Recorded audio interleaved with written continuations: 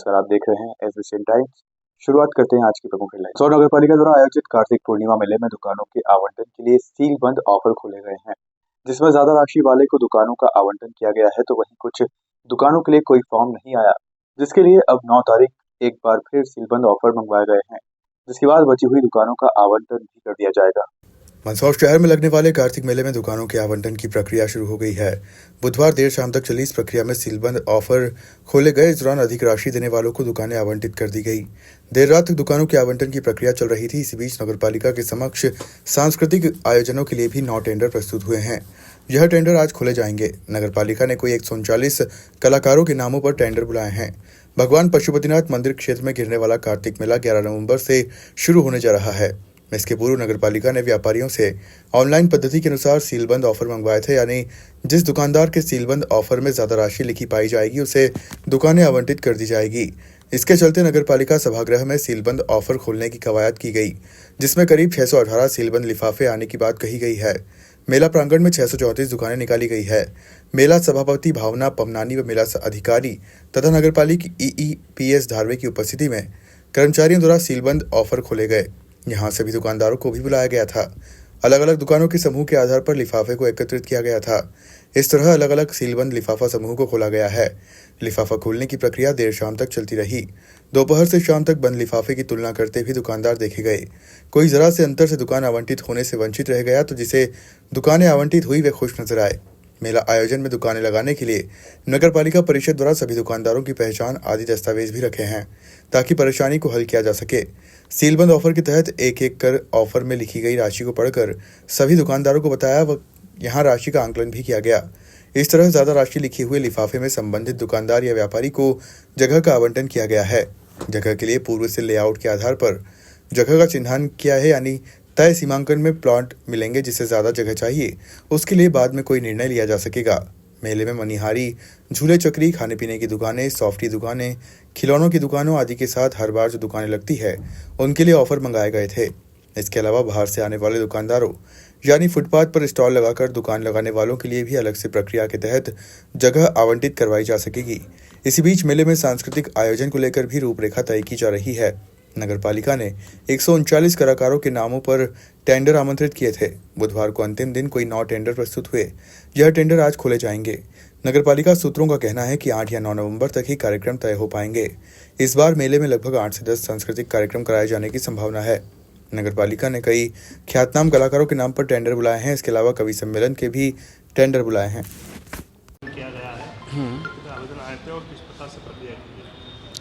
भूखंडों के आज जो उसमें ऑफर खोले गए हैं, जिसमें टोटल 636 दुकानों के लिए अपने ऑफर प्राप्त हुए थे। मतलब 636 दुकानों के लिए अपने ऑफर बुलाए थे, जिसके विरुद्ध 313 दुकानों के ऑफर प्राप्त हुए हैं। शेष 323 दुकानों के ऑफर अभी वापस से बुलाना है। इसकी वापस विज्ञप्ति जारी कर रहे हैं, जिसकी लास्ट डेट 9 तारीख रहेगी। 9 तारीख तक वो ऑफर प्रस्तुत कर सकते हैं, जिसके 10 तारीख को हम ऑफर खोल देंगे। पिछले कई दिनों से जिले के अलग अलग थाना क्षेत्र में चोरी की वारदातें सामने आ रही है। यह सिलसिला अभी बदस्तूर जारी है। इसी कड़ी में गुरुवार सुबह करीब 4 बजे शहर के कैंट थाना क्षेत्र अंतर्गत आने वाले महू रोड स्थित सुराही शराब की दुकान के बाहर खड़ी एक बाइक को बदमाश चुरा कर ले जाने में कामयाब हो रहा। घटना की जानकारी तब हुई जब सुबह बाइक मालिक ने अपनी बाइक को जहां पर रात में खड़ा किया था वहां नहीं पाया। इसके बाद मालिक युवक मुकेश नायक ने इस संबंध में कैंट थाने पर पहुंचकर शिकायत दर्ज कराई है। वहीं इस चोरी की वारदात को अंजाम देते हुए अज्ञात बदमाश भी सीसीटीवी कैमरे में कैद हुआ है, जिसकी पुलिस अब तलाश कर रही है। सीसीटीवी वीडियो में दिखाई दे रहा है कि बाइक सवार 3 युवक उक्त शराब की दुकान के बाहर सुबह 4 बजे के करीब आकर खड़े होते हैं और बाइक उड़ने की योजना बनाते हैं। बाइक सवार 3 युवकों में से एक युवक बाइक की तरफ जाता है और चंद सेकंड में ही बाइक का लॉक तोड़कर उसे स्टार्ट कर उड़ा ले जाता है। बदमाश इस पूरे घटनाक्रम को महज 1 मिनट में ही अंजाम दे देते हैं और बाइक लेकर उड़ जाते हैं।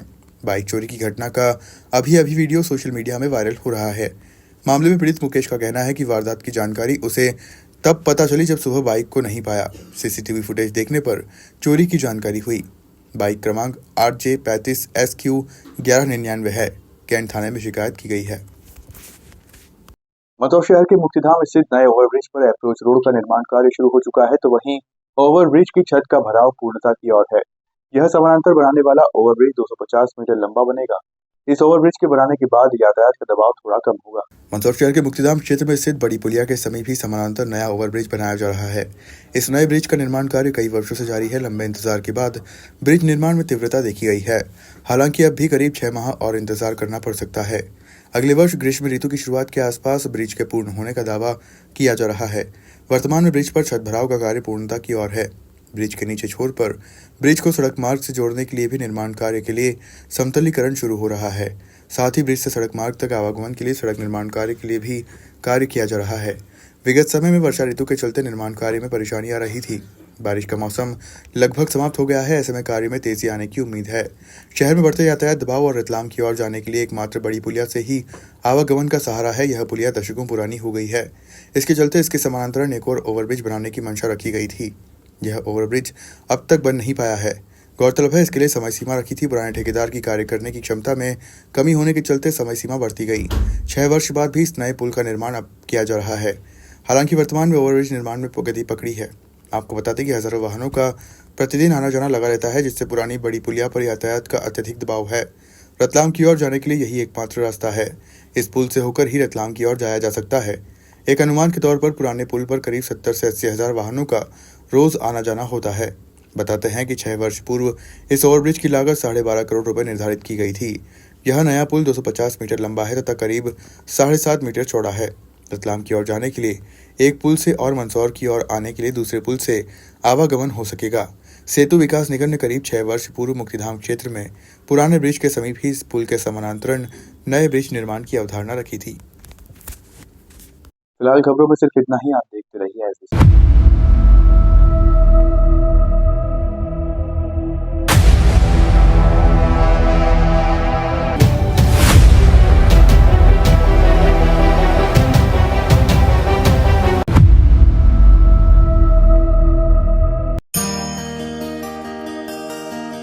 त्योहारों के अवसर पर अपने व्यापार को नई ऊंचाइयों तक पहुंचाए श्री बालाजी केबल नेटवर्क के साथ। हमारे केबल नेटवर्क पर विज्ञापन देकर अपने उत्पादों और सेवाओं को हर घर तक पहुंचाए। अब आपके व्यापार का प्रचार है बस एक कदम दूर। विज्ञापन के लिए संपर्क करें नेमीचंद राठौर 9425369602 7000409673। श्री बालाजी केबल नेटवर्क, आपके व्यापार का भरोसेमंद साथी।